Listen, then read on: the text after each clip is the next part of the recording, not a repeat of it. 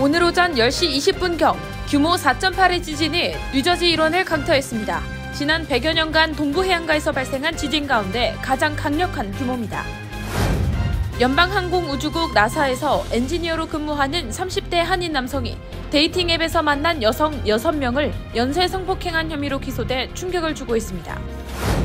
뉴욕주는 올해 1월부터 소득 자격이 맞는 서류미비 시니어라면 메디케이드 혜택을 완전히 누릴 수 있도록 했습니다. 교육부 고위직으로 근무하던 입양인 출신 한인 여성이 인종과 성별에 따른 차별을 받았다며 연방법원에 차별 소송을 제기했습니다. 지난 5년 동안 미국 내에서 무면허 업자들의 불법 거래로 판매된 총기가 6만 8천 정이 넘는 것으로 나타났습니다. 뉴욕 가정상담소가 오는 12일 시프리아니 월스트리트에서 회복력을 주제로 제35회 기금모금 연례만찬을 개최합니다. 대한항공이 뉴욕 취항 45주년 기념 행사를 어제 저녁 맨해튼에서 성황리에 개최했습니다.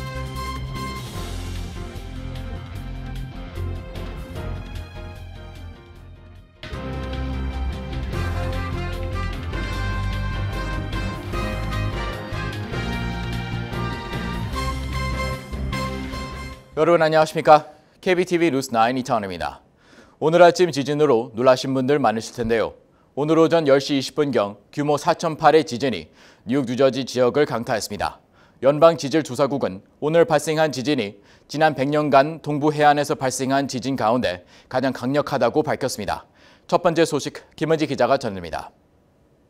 연방지질조사국에 따르면 오늘 오전 10시 23분경 뉴저지주를 중심으로 트라이스테이트를 강타한 규모 4.8의 지진은 뉴저지 헌터당 카운티 내 화이트하우스역에서 북동쪽으로 4.7마일 떨어진 곳에서 발생했습니다.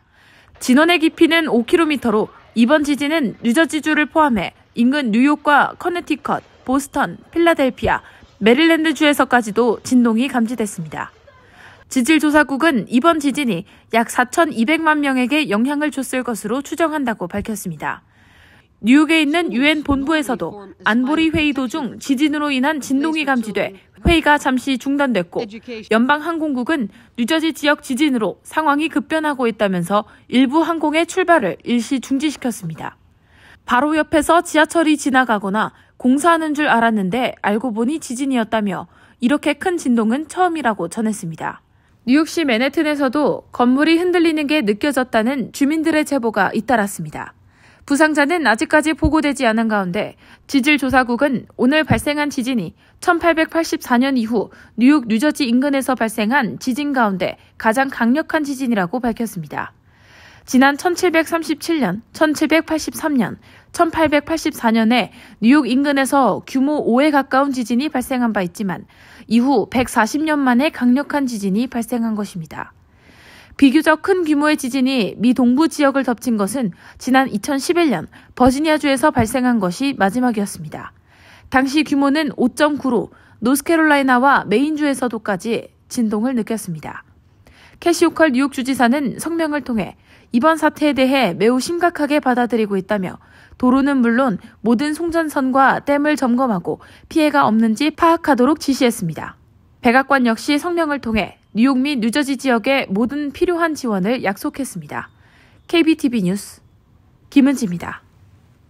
연방항공우주국 나사에서 엔지니어로 근무하는 30대 한인 남성이 수년간 데이팅 앱에서 만난 여성 6명을 연쇄 성폭행한 혐의로 기소돼 충격을 주고 있습니다.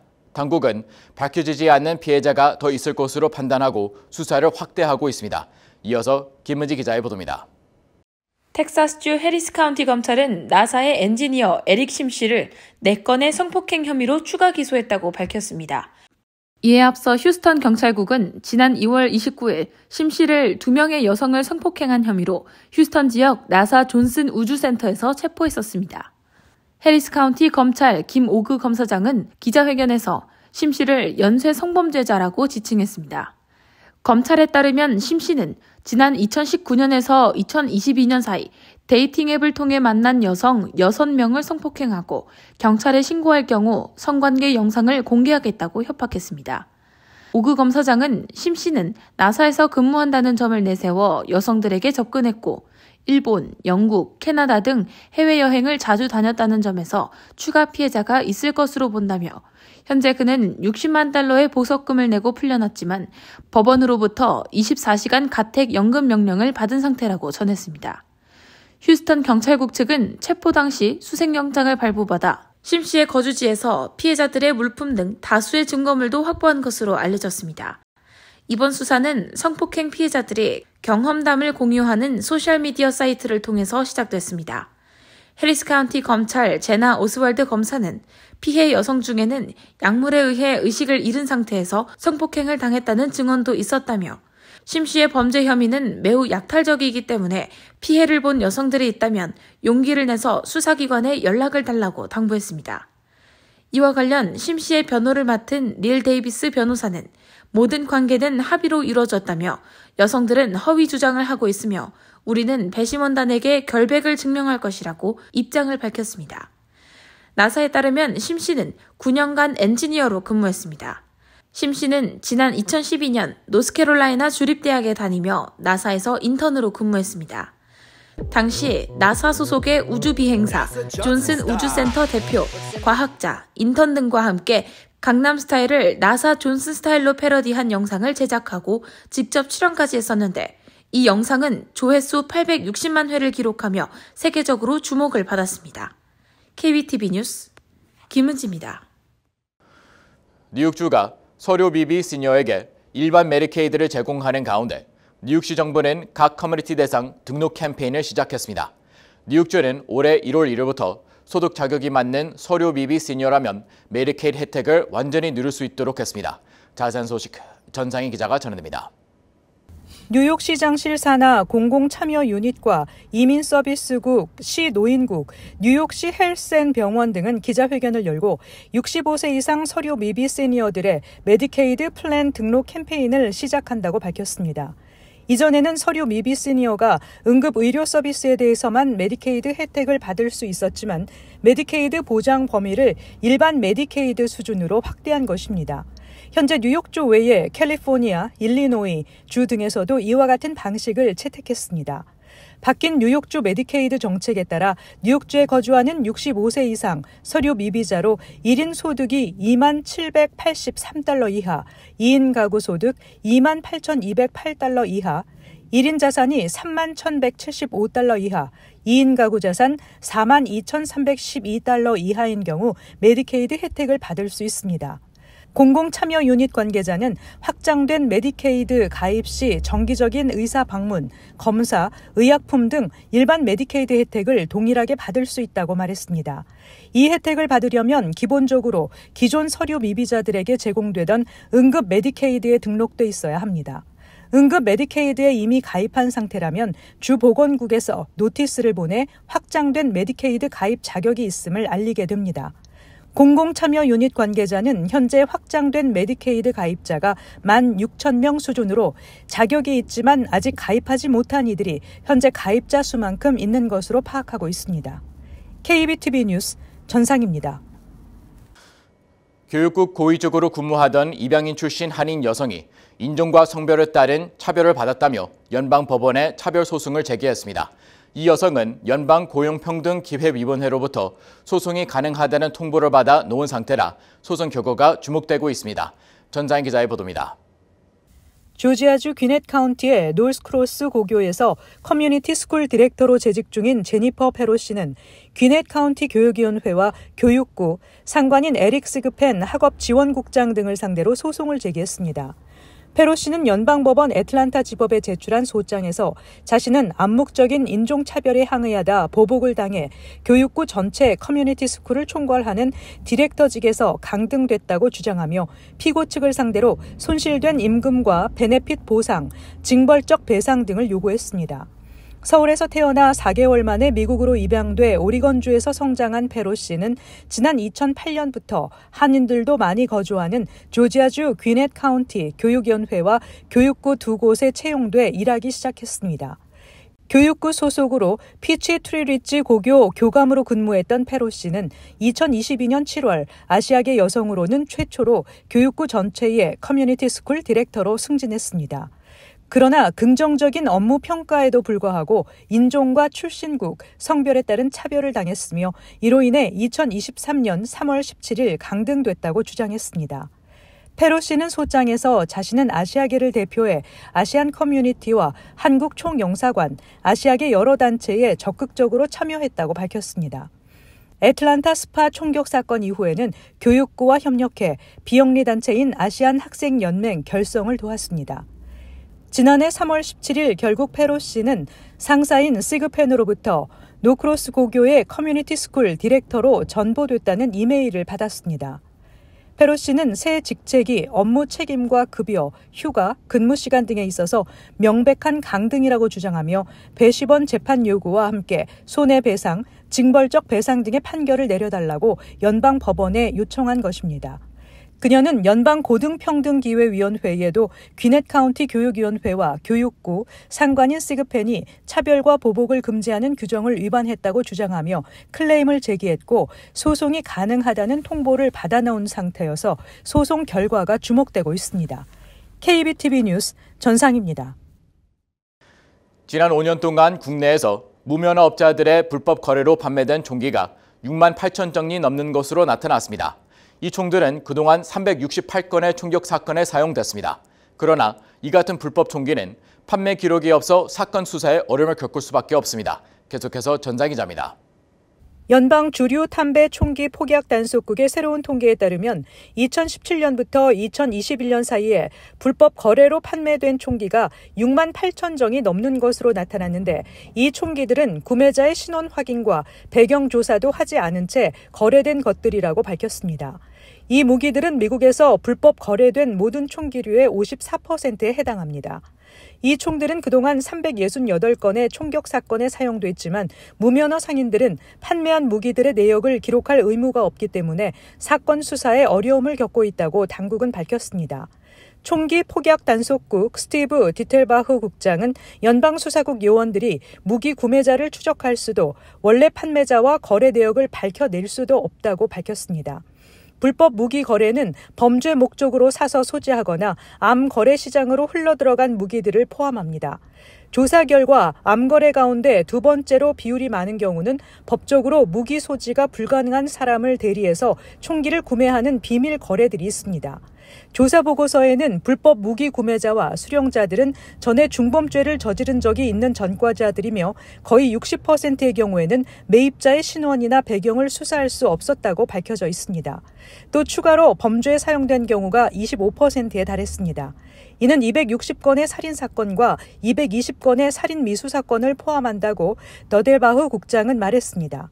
결국 미국에서 일어나는 총격 사건이나 살인 사건의 대부분이 그런 불법 거래 총기류에 의해 저질러진다는 것이 통계상으로도 확인되고 있다고 그는 설명했습니다. KBTV 뉴스 전상입니다.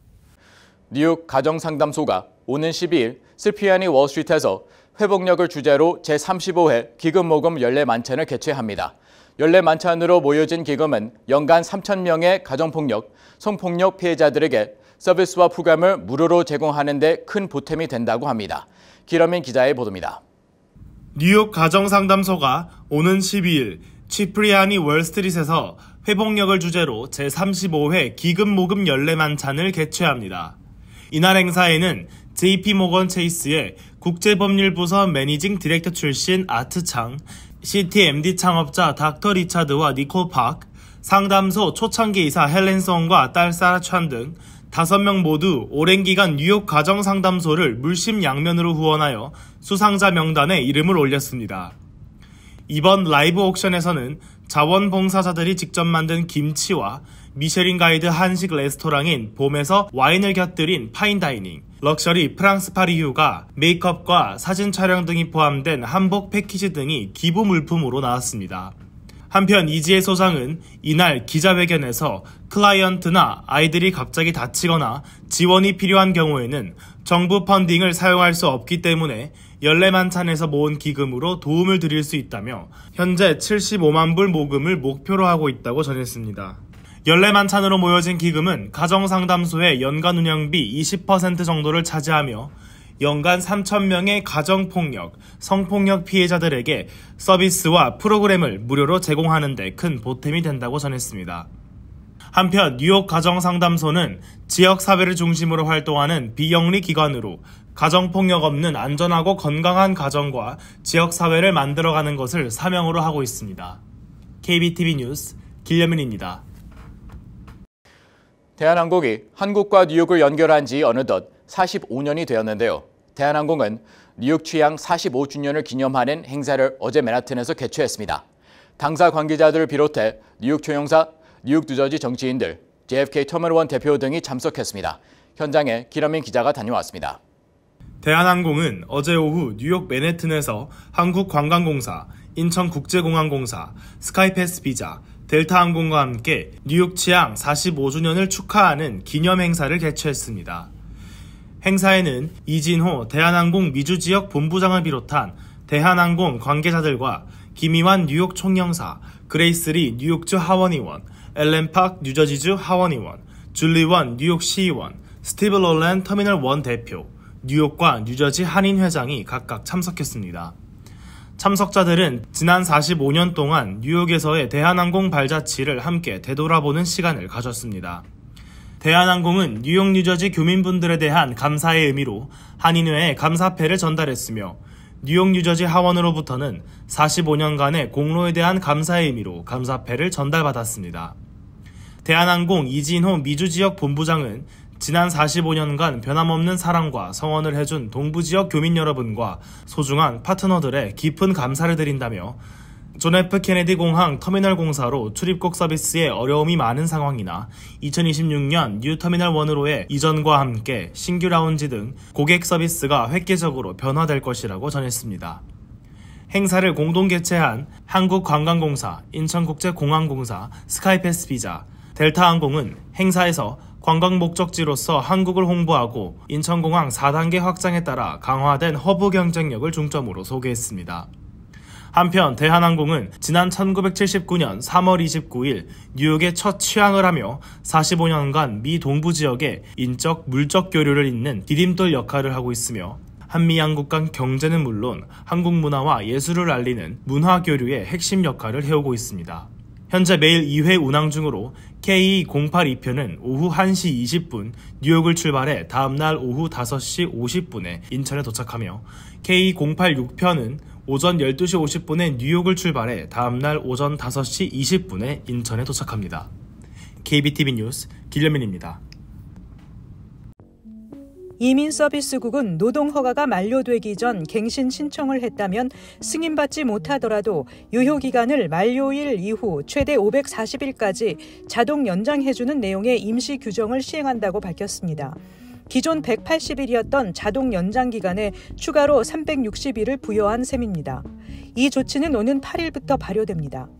540일 자동 연장은 2023년 10월 27일 이후 노동허가증 신청서를 제출했지만 계류 중인 경우 2024년 4월 8일에서 2025년 9월 30일 사이 I-765 신청서 제출자에 적용됩니다. 이민서비스국 측은 최대 80만 명의 이민 노동자가 허가를 잃을 위험에 처해 있다고 전했습니다. 한편 이민국은 이날 영주권 신청 시 제출하는 신체 검사 서류 유효기간을 없앤다고 밝혔습니다. 한인 최초 연방 상원의원에 도전하는 앤디킴 연방 하원의원이 오는 6월 4일 민주당 후보 선출을 위한 프라이머리를 앞두고 제기한 투표용지 소송에서 승리한 가운데 이에 대한 항소심이 기각됐습니다. 다만 이달 12일 한 차례 더 심리를 열겠다고 밝혔지만 항소를 제기한 이들이 그러지 않겠다고 밝혀 사실상 김 의원의 승리로 종료될 전망입니다. 앞서 김 의원과 같은 당의 예비 후보 2명은 이 같은 상황이 부당하다는 소를 제기한 바 있습니다. 선거 용지는 통상 이달 5일까지 인쇄를 마친 후 20일까지 우편 발송돼야 하지만 더 늦춰질 가능성이 있습니다. 뉴욕주가 2019년 교통 혼잡료 부과를 결정한 후 오는 6월 시행을 목표로 뉴저지주와 잇따라 공방을 벌이는 가운데 필 머피 뉴저지 주지사 측 변호인은 연방고속도로관리청의 환경영향평가서가 부적합하다는 논리로 맞섰습니다. 교통 혼잡료 부과와 관련해 연방법원이 조 바이든 행정부, 메트로폴리탄 교통공사, 뉴저지주의 의견을 듣기 위한 심리를 연 가운데 적절성 여부의 논쟁이 벌어졌습니다. 앞서 연방고속도로관리청으로부터 맨하탄 남부 60스트리트 주중 오전 5시에서 오후 9시까지 진입하는 승용차에 대해 $15의 통행료를 부과하는 방안이 적절하다는 평가를 받은 가운데 MTA는 이 같은 방안이 오는 6월 시행되길 바라고 있습니다. 뉴저지주는 이 같은 결정이 교통체증과 오염을 유발할 것이라고 반발하고 있습니다.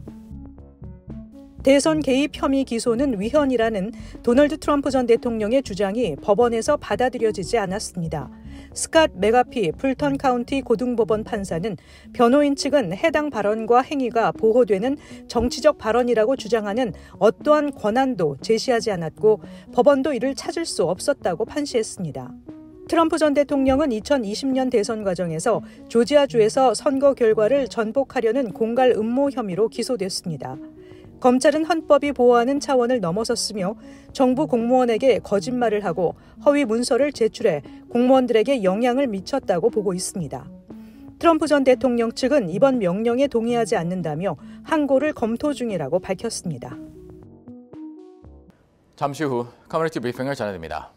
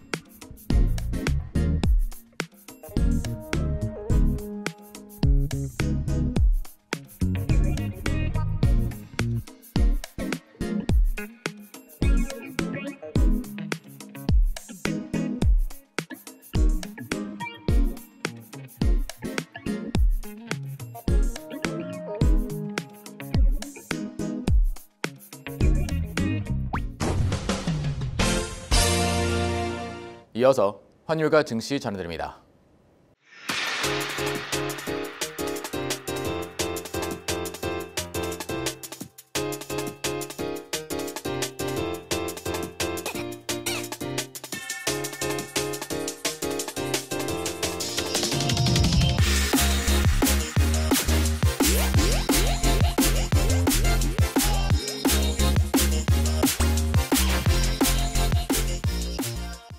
잠시 후 뉴욕과 뉴저지 날씨 전해드립니다.